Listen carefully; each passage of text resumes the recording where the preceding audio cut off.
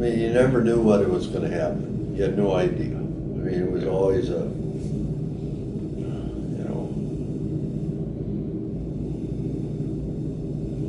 you had no idea when something was going to happen. You just, you had to be prepared all the time. And how did that affect your mental state?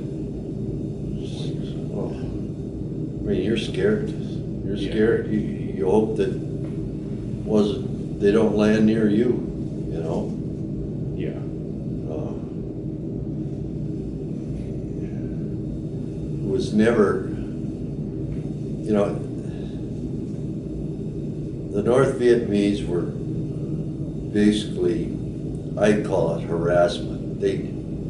Whatever they did, rocket or small arm or machine gun fire, it would be a short thing, like 2 or 3 minutes, and it's over with. They're gone. Yeah. They didn't want to be sighted.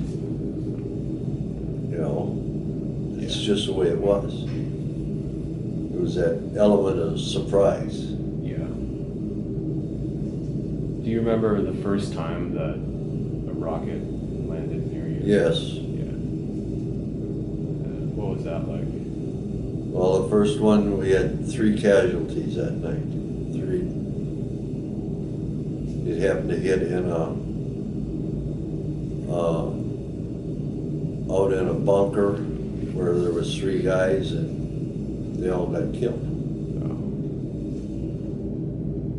And how close was that to where you were at? 40, 50 feet. Wow. I mean, you're shaking. It's like, Yeah. I mean, I remember I was sleeping when it happened. And all at once, man, everybody's up. Everybody's on full alert. Yeah. Where did it come from? What happened? I mean, the first few minutes is chaos. I mean, it's like, what happened? Who? Why? Where did this come from? You're just, I mean, you were assigned, if you were hit, you were assigned a place or a post to go to immediately. Yeah. And that's, why. I mean, I was assigned to an observation tower. That was my place. So I had to crawl up this ladder up in this thing made out of wood. And there was like 3 or 4 of us up in there. It was like, they had an idea where it come from, but by the time you realized it, and they could call for return fire, I mean, the rockets came from a distance, so you didn't have, okay, did it come from here, or did it come from there? It took a little bit. Well, by the time they figured it out, they were gone. Yeah. And how big was the group of guys who were at the outpost? I would say less than 100. Yeah. And so all of you guys would be up and... Oh, yes, yeah. When something happens, everybody's up. Yeah. I mean, most of the time, our platoon was not ever at full strength. We were like 75, 80 guys. Yeah. Because the guys rotating out, they weren't having enough guys come in. It's just the way it was. Mm-hmm. And what else happened when you were at that outpost? Well, I think that was the only real big thing that I remember. Yeah. And then when they decided they were gonna leave that outpost, we destroyed it. I mean, we actually blew the buildings up when we left. I mean, we left nothing. There was just rubble was all there was, you know. Yeah. You didn't leave anything behind that they could use to their advantage. Yeah. And so all of you guys just picked up and... Well, they moved us, then we started going on these small operations, and that's when we were living in these poncho, you know, living underneath a poncho, and you might spend 2 or 3 days in one location, and then 2 or 3 days later, they might move you 2 or 3 miles. I mean, you walked from place to place. Yeah. And so, was it just like a patrol sort of thing? Well, I mean, when we'd move, they would send, so many guys would go in front, be there, and get to the new location, and like set up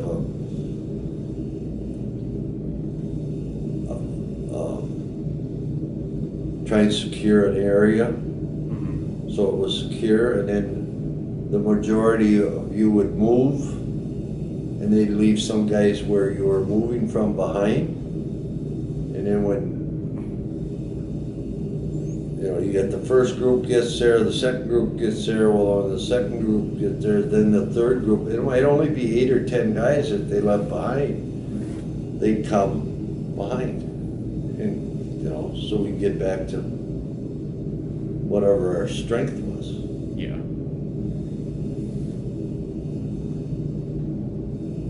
So, how far did you guys go from the outpost after you left it? I don't know if we went 2 miles or 5 miles. I remember we had, at one point we got set up over on a river that the North Vietnamese had blown up the bridge, and we went and secured the area. We stayed there for, I don't know, a couple, 3 weeks, and the Army came in and rebuilt the bridge, but we were their security, so we stayed there all the time until that bridge was rebuilt. And did they ever tell you why you were doing all these marches? Not really. No. Yeah. This is where we're going today, and okay, fine.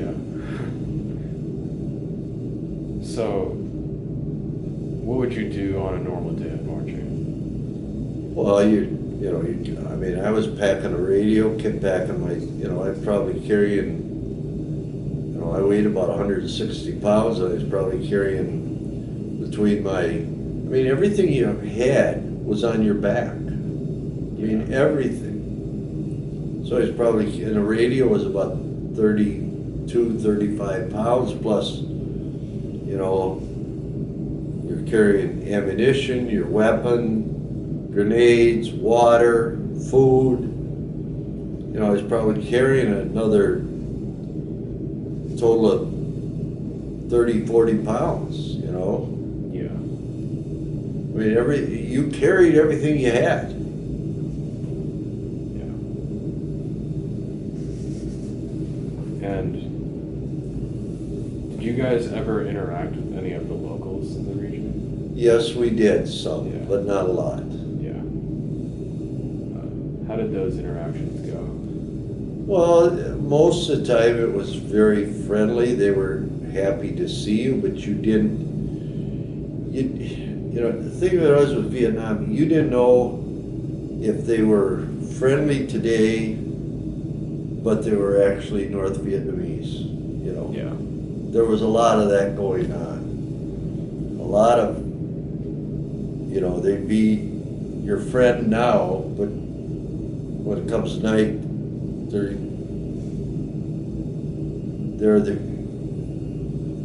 you're their enemy. You didn't really see many young men. I mean, I'm talking 15, 18, 20, 25.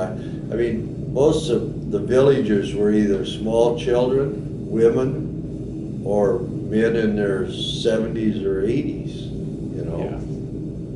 And I mean, they lived a tough life. I mean, they were living on rice, and, you know, they'd catch a few fish or whatever. They, you know, I mean, the kids were always wanting candy or gum or cigarettes or whatever you could give them. You know, they were happy. Yeah. Did you pass through any of the villages? Yes, yeah, we went through villages. We a couple times we ended up setting. One time we actually ended up setting up inside a village, and another time or two, maybe even more than that, we set right out next to the village. Yeah.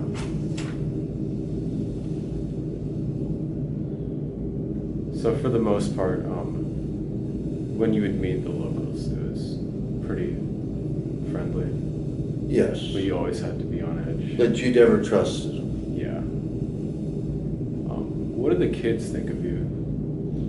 Well, it was the same thing. I mean, they'd be your. I mean, they had kids doing things that they shouldn't be doing. I mean, there was kids setting booby traps, but they was like, yeah, they, you know, oh, give me candy, give me gum, you know, or give me a cigarette, but you know, you might give him a cigarette, and he might just set a booby trap an hour later, you know, or before, you know. So, how long did all of this, like, marching around last? Well, I was basically, the 12 months I was there, I spent about 11 months in the field. Yeah. And would you ever come back to, like, a base camp? Well, we go back to battalion once in a while. You might go in, you know, we had a thing that was called stand down. We went to that once. It was 3 days where you went and they took you to this place where it was free beer and steak, and so you got drunk for 2 days and sobered up for one, and swam in the ocean and ate steak, and you know, that was, and sometimes you'd have to go in for dental, or you might have to go in for different reasons. Yeah. But most of the time you were Right. out of the joint. Yeah. So how big was the group that you would walk with? Well, when you go in, sometimes we go in on a chopper. Sometimes there was only 6 of us. Yeah. Sometimes there'd be 10 of us. They never said big groups. Yeah. Did the group you were with ever come under fire? Not going in or out, no. No. Yeah. Was it the same group of guys every time? No. It might be, you know, it was different guys say you had to go in for dental. Well, it might be 6 different guys that had to go in for dental. Yeah. I mean, battalion, there was a dentist, or it might only been there 1 or 2 days a week. I can't remember, but you might have to go in for dental, and it was just, okay, who needs to go? You never sent the same guys. Yeah.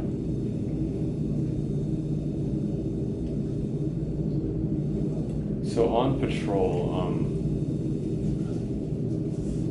were you ever in any sort of combat situation? Oh yeah, we took small arms fire. Yeah. What were those firefights like? Well, they didn't last very long. Yeah. You know, that was the North Vietnamese were, I mean, they were good about harassment. Yeah. You know, screwing with your mind, messing with your mind. You know, might only be 10 rounds that come in, but I mean, then you're like, okay, when are they is there more? How many guys are there? You don't know. Yeah. You know, was it 2, 3 guys that were from North Vietnam that were doing it, or was there 250 out there? You didn't know. Yeah. Did you ever see them? I seen them when they were taken prisoner of war by the Yeah. Marines. But during those ambushes, you... No, you didn't see them. Yeah. I mean, you were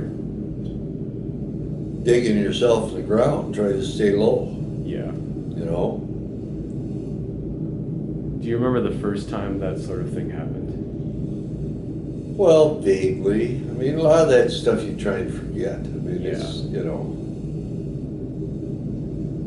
I mean, they never talked about PTSD and all of that. I mean, that was, you know,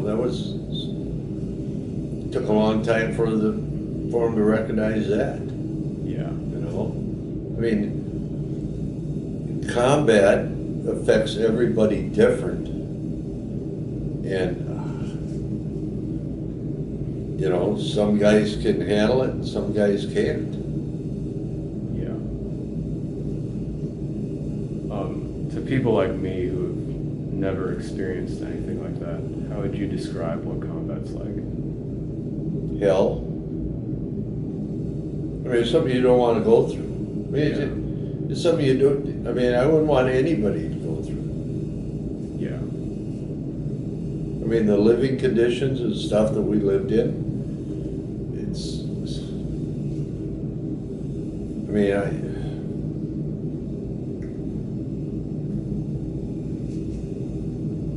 it was not fun, you know? Yeah. I mean, the highlight was get a letter from home, you know? I mean, we might go 5-6 days with no mail. Yeah. And then you might get a letter from your mother or your sister or a girlfriend, Yeah. if you still had one.